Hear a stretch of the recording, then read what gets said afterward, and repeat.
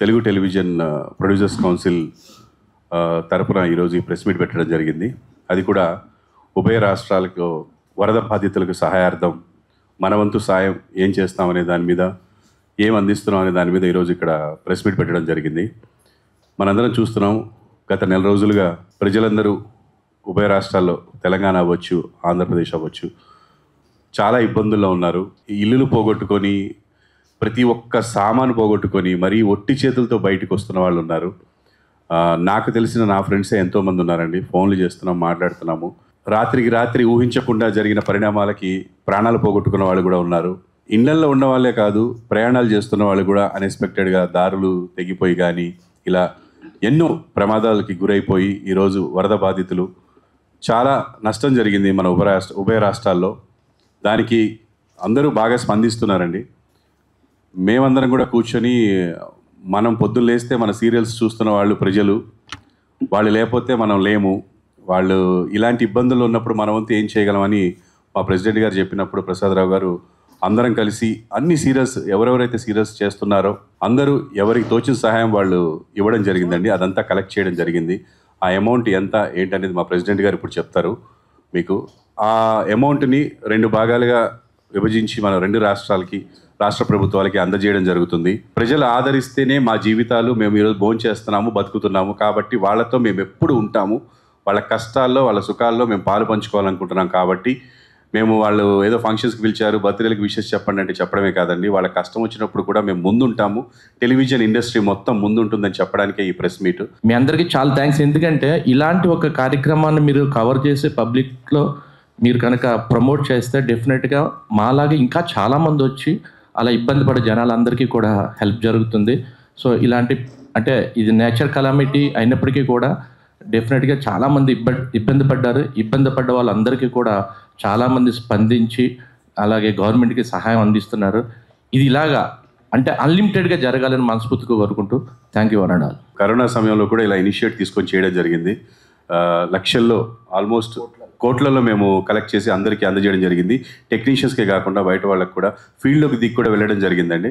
ఈ టైంలో ఏముందండి, చిరుకు పడితే వరద గెలిస్తే ఒక ప్రపంచంలాగా తయారవుతుంది. మనం కూడా రూపాయి కూడబెట్టి ఎవరికో ఒకరికి ఇచ్చినట్టయితే అట్లీస్ట్ కొంతమంది అయినా బయటకు వస్తారు ఆ ఉపద్రవం నుంచి.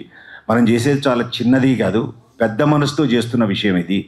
సో మా ప్రొడ్యూసర్ కౌన్సిల్ తరపున, మా ఆర్టిస్టుల తరపున, అందరి తరపున మేమేం కోరుకుంటామంటే, అక్కడ స్థానికంగా ఉన్న వాళ్ళు కూడా రియాక్ట్ అయ్యి ఎంతో పక్క వాళ్ళకి సాయం చేస్తే చాలు, ఎంతో కొంత వాళ్ళు ఆ వరద బీభత్సం నుంచి బయటపడతారు.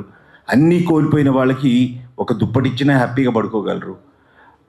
ఆ లక్ష్యాన్ని చేరుకోవడం కోసం ప్రొడ్యూసర్ కౌన్సిల్ మా ప్రెసిడెంట్ గారు ప్రపోజల్ పెట్టగానే కమిటీలో అందరూ ఓకే అనుకొని కలెక్ట్ చేసిందే కాకుండా ప్రొడ్యూసర్ కౌన్సిల్ ఫండ్ నుంచి కూడా కొంత తీసిద్దాము అని అన్నారు. గుడ్.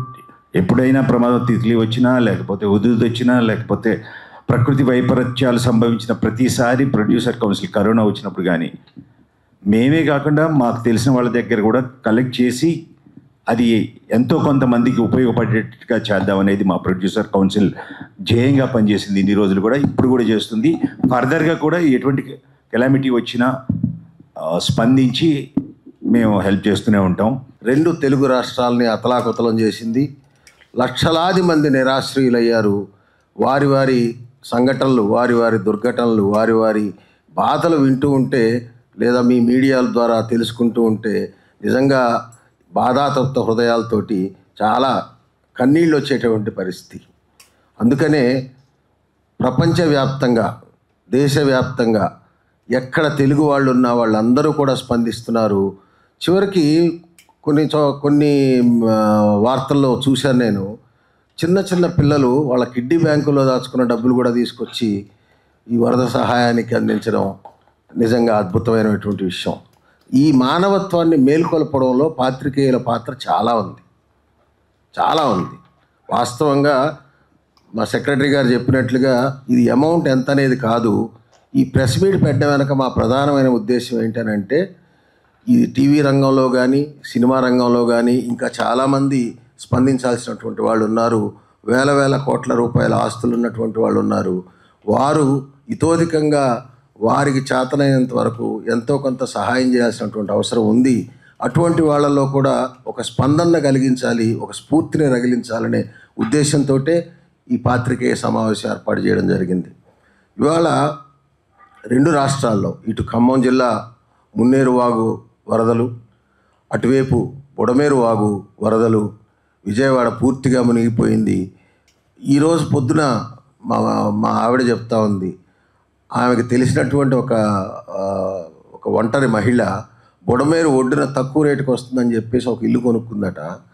పూర్తిగా మునిగిపోతే ఆ నీళ్లలో వరదలో కొట్టుకొని వచ్చి రోడ్డు మీద పెడితే ప్రభుత్వం రక్షిస్తే చివరికి కట్టుబట్టలు కూడా లేకుండా, ఒంటి మీద ఉన్న బట్టలు కూడా తడిచిపోయి కట్టుబట్టలతో రోడ్డు మీద ఉంటే వీళ్ళందరూ స్నేహితులందరూ కలిసి తలా 20,000 25,000 సహాయం చేసి ఆవిడకి మళ్ళీ బట్టలు కొనుక్కునే పరిస్థితిని ఏర్పరిచారంట. ఇలాంటివి లక్షలు. నాకు తెలిసి ప్రభుత్వ లెక్కల ప్రకారం, మనకు తెలిసినటువంటి సమాచారం ప్రకారం, లేదా మీ మీడియా ద్వారా వచ్చినటువంటి సమాచారం ప్రకారం చూస్తే ఆంధ్రప్రదేశ్లో విజయవాడ బాధితులు 5 లక్షల పైన ఉన్నారట. దాదాపుగా 2 లక్షల మంది పూర్తిగా సర్వస్వం కోల్పోయినటువంటి వాళ్ళు ఉన్నారు. ఏమీ లేకుండా కట్టుబట్టలతోటి వాళ్ళ ఇళ్లలో ప్రతి వస్తువు కొట్టుకుపోయి నీళ్లలో మునిగిపోయి దేనికి పనికిరాని పరిస్థితిలో ఉంది. ఇంత విపత్కరమైన పరిస్థితుల్లో ఖచ్చితంగా నేను చెప్పగలను, 2 రాష్ట్ర ప్రభుత్వాలు కూడా సమర్థవంతంగా పనిచేయబట్టి 2 రాష్ట్ర ప్రభుత్వాలు అవిశ్రాంతంగా గత 10 రోజులుగా నీళ్లలోనే తిరుగుతూ, ఇటు రేవంత్ రెడ్డి గారు కానీ, అటు చంద్రబాబు నాయుడు గారు కానీ, అలాగే మంత్రులు కానీ, ప్రభుత్వ యంత్రాంగం కానీ, అధికార యంత్రాంగం కానీ సమర్థవంతంగా అవిశ్రాంతంగా పనిచేయడం వలన ఇవాళ మరణాల సంఖ్య తక్కువైంది. ఎంతో కొంత అతి త్వరగా రిలీఫ్ అనేది ఏర్పడడం జరిగింది. ఖచ్చితంగా మా వాళ్ళందరూ స్పందించి ఎంతో కొంత పోగు చేసి ఇస్తే దాని మొత్తాన్ని కలిపి ఇవాళ మేము 2 రాష్ట్ర ప్రభుత్వాలకి చెరొక 5 లక్షల రూపాయలు 2 రాష్ట్ర ప్రభుత్వాలకి ఇవ్వాలని చెప్పేసి నిర్ణయించాము. అయితే ఇది 5 లక్షలేనా, చాలామంది కోట్లు ఇస్తున్నారు, కోట్లాది రూపాయలు ఇస్తున్నారు. 5 లక్షలేనా అని అనొచ్చు.